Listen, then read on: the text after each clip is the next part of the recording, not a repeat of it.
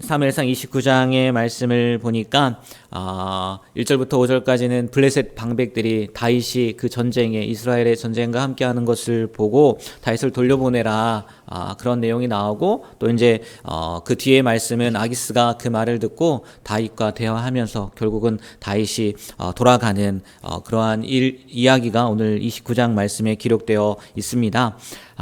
오늘 11절 이렇게 짧은 말씀인데, 이 말씀을 보면 다윗을 위기에서 건져주시는 하나님의 섭리를 볼 수 있는 것 같아요. 첫 번째 위기는 뭐냐면은 자기의 동족과 싸울 수밖에 없는 위기였어요.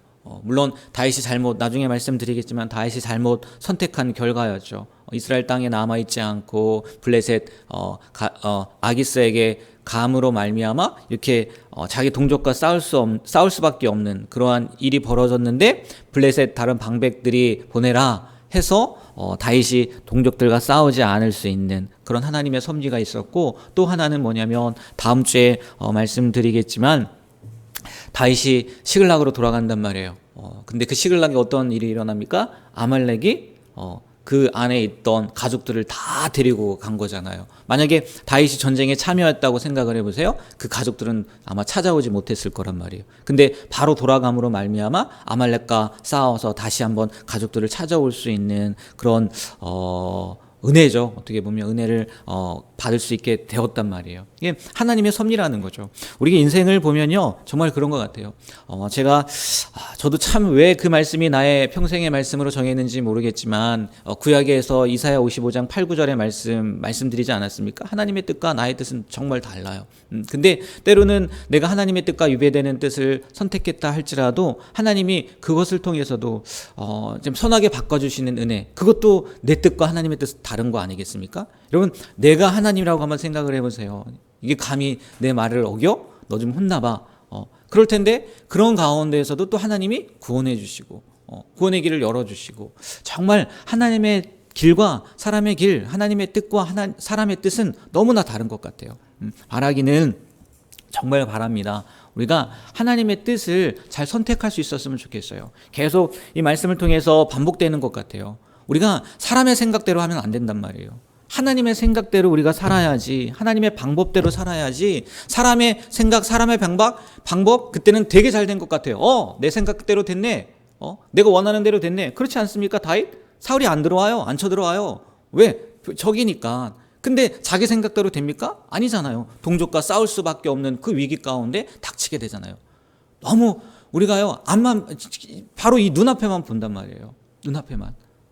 그래서 이게 하나님이 뜻인 것처럼 착각한단 말이에요. 자기 뜻이면서, 자기 생각이면서, 자기가 그 일에 개입하면서, 간섭하면서 이런 어리석음을 범하지 않았으면 좋겠어요.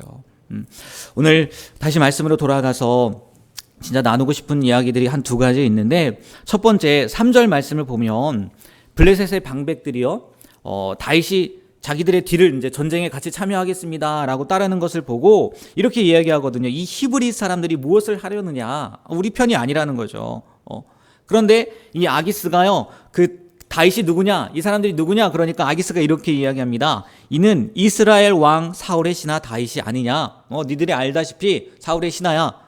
그러나가 나와 있지 않지만 그가 나와 함께 있은지 여러 날 여러 해로되 그가 망명하여 온 날부터 오늘까지 뭐라고 표현되어 있습니까? 내가 그의 허물을 보지 못하였노라 라고 얘기해요. 아기스는요, 지금 다윗을요 굉장히 신임한 거예요. 긴 세월이 아니었을 거예요. 여러 해라고 했지만 여러 해까지는 아닐 거예요. 근데 다윗을 어떻게 해요? 굉장히 신뢰하는 거예요. 다윗이 얼마나 잘했으면. 그렇지 않겠습니까? 적군의 장수란 말이에요. 오늘 말씀에도 나왔잖아요. 사울은 천천히요, 다윗은 만만이라고 한 적군이 아니냐. 그렇게 이야기하는데도 불구하고 아기스는 다윗을 굉장히 신임했단 말이에요. 왜요? 그만큼 다윗이 잘했다라고 생각할 수도 있을 것이고, 또 한편으론 다윗이요 잘 속였구나라고 생각할 수도 있어요. 앞에 내용 아시지 않습니까? 이스라엘 사람들, 이스라엘 남방 4개 이렇게 남방을 쳤다 했는데 아니었잖아요. 그만큼 잘 속였다라고 생각할 수도 있겠죠. 근데 그것보다는요, 저는 이 아기스의 모습을 한번 보자는 거예요. 아기스. 다윗이요 분명히 속였다. 우리는 알아요. 말씀을 통해서. 분명히 속였다고요. 근데 이 아기스는 그걸 알아요, 몰라요? 몰라요. 눈치채지 못했어요. 그러니까 이렇게 신임하는 거 아니겠습니까? 전쟁에까지도 데리고 나온 거잖아요. 이 인간의 연약함이라는 거예요. 사람의 연약함이라는 거예요. 많은 신하들이 있어서요, 조언을 들을 수도 있었단 말이에요. 아기스는 왕이니까, 방백 중에 한 명이었으니까.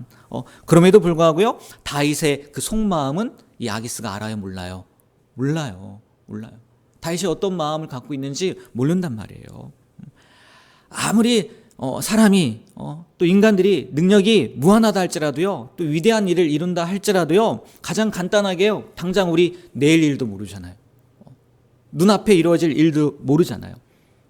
한 길밖에 되지 않는 한 길이라고 하지 않습니까? 사람의 마음도 속마음도 알지 못하잖아요.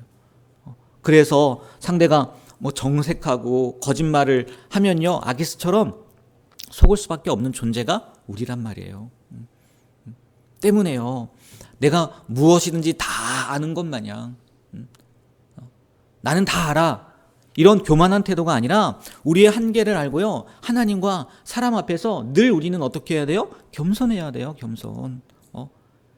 우리의 한계를 인정하고요, 무한하신 하나님, 전능하신 하나님, 그 하나님을 의지해야 된다는 거예요.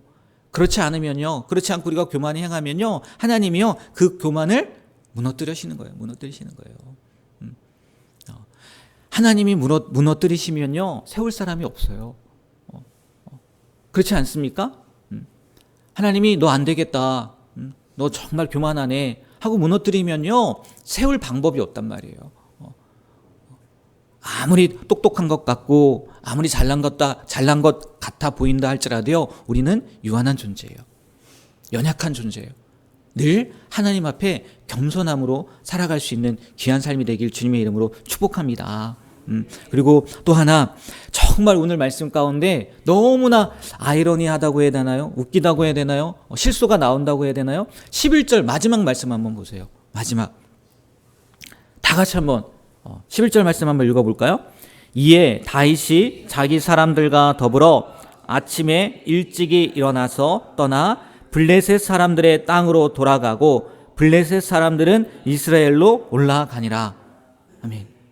그러면 어때요? 아무런 이상함이 느껴지지 않나요? 정말 희한하지 않습니까? 다윗이 어느 나라 사람이에요? 이스라엘 사람이에요. 그런데 지금 그 다윗이 어디로 가고 있다고 얘기해요? 블레셋 땅이라고 가고 있다고 그래요. 이스라엘 땅이 아니라. 반대로 블레셋 사람들은 어디로 가고 있어요? 이스라엘에 있는 땅 아니겠습니까? 물론 전쟁 때문에 그런 거예요. 그리고 다윗이 시글락에 거했기 때문에 당연히 블레셋 땅으로 가는 거다라고 생각할 수 있어요. 근데 너무나 웃기지 않습니까? 이스라엘의 장군이었던, 그리고 사람들이 만만이었다, 그렇게 칭찬받았던 다윗은 블레셋 땅으로 들어가고, 이스라엘을 대적했던 블레셋들은 물론 물리쳐야 될 대상이었거든요. 근데 그들은 이스라엘로 들어가고. 너무 웃기지 않아요? 정반대의 일이 일어난 거란 말이에요. 왜 이러한 일이 일어났겠냐는 거예요. 왜? 첫 번째는 사울의 문제겠죠.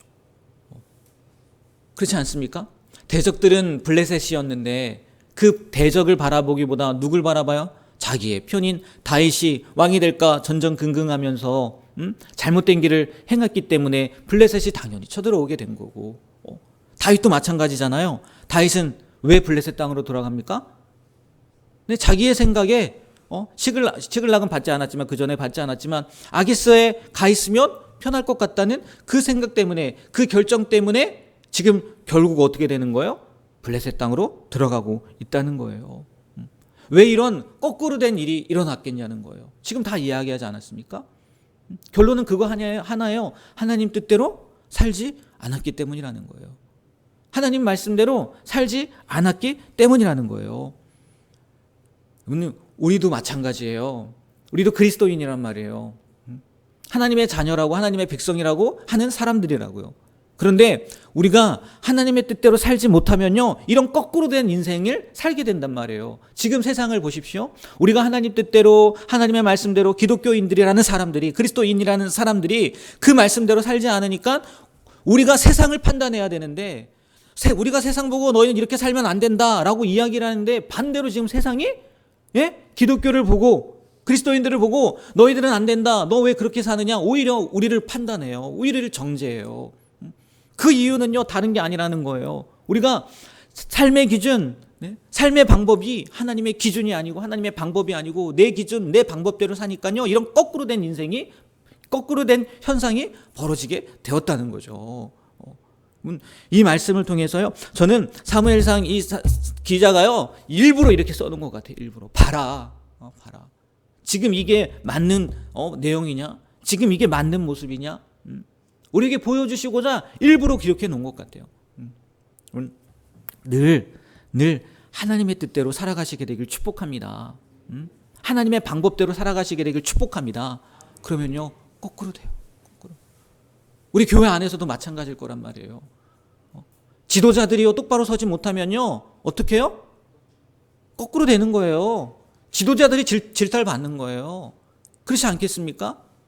특별히 새벽에 나와 우리 기도하는 우리 성도님들, 또 이 말씀을 듣고 있는 우리 성도님들, 기도하는 분들이잖아요. 기도하면서요, 늘 하나님의 뜻 붙잡고 사셨으면 좋겠어요.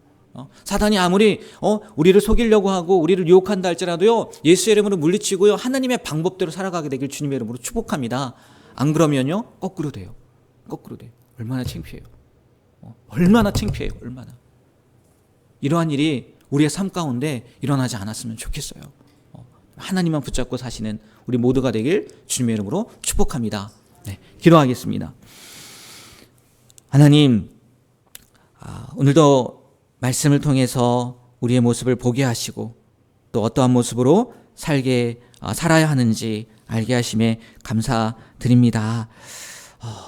정말 우리가 하나님의 뜻대로, 하나님의 말씀대로 살아가게 되길 소망하고, 아기스 왕처럼 나는 교만한 모습으로 살고 있진 않은지, 내가 모든 것을 다 안다는 것처럼, 내가 모든 것을 잘할 수 있다는 것처럼 그런 모습으로 또 살고 있진 않은지 우리의 모습을 보게 하시고 늘 겸손한 모습으로, 무엇보다 하나님의 방법대로, 하나님의 뜻대로 살아갈 수 있는 귀한 삶이 될 수 있도록 붙잡아 주시옵소서. 오늘도 주님께서 주신 귀한 하루를 살아갑니다.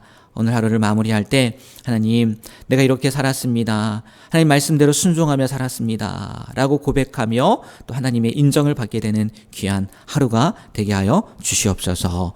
예수님의 이름으로 기도합니다. 아멘.